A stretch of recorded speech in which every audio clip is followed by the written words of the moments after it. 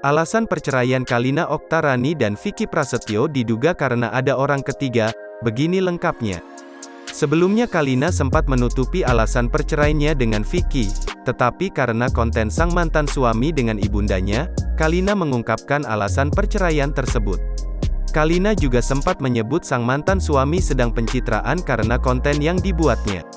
Lewat unggahan story Instagramnya Kalina menyebut perselingkuhan tersebut bahkan berulang kali terjadi. Masih kurang pencitraannya, memperlihatkan kepedulian terhadap seseorang. Supaya dibilang baik sama netizen, tulis Kalina pada Senin, tanggal 24 Januari tahun 2022. Ia melanjutkan, padahal selingkuh saat belum cerai berkali-kali. Ngomong kok gak ada pihak ketiga?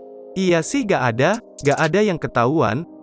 Dikutip dari Instagram Kalina, Selasa, tanggal 25 Januari tahun 2022. Kalina Oktarani kembali curhat di Instastory dan berjanji itu adalah yang terakhir kali. Kalina menuding seseorang yang diduga kuat Vicky Prasetyo, ia menyebut orang tersebut menghapus kritik warganet di media sosial. Untuk Anda, kalau ada masukan, hujatan, atau apapun itu tentang Anda di kolom komen, jangan dihapus dong. Kok dihapusin sih? Terus orang-orang itu diblok, sindir Kalina. Tapi kalau hujatan dan hinaan untuk saya didimin. Nggak mau banget terima dikritik ya orangnya, lanjutnya. Maunya bulian untuk saya aja yang diperlihatkan ke orang-orang banyak. Capek lo bun hapusin hujatan orang, curhatnya lagi. Kembali singgung perselingkuhan, Vicky Prasetyo dituduh menghabiskan malam tahun baru bersama wanita lain.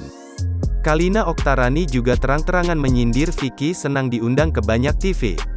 Tadi saya lihat, Anda bilang gak pernah selingkuh. Yakin? Liburan sama siapa? Malam tahun baru kemarin sama siapa? Ungkapnya. Nanti juga akan ketahuan kok.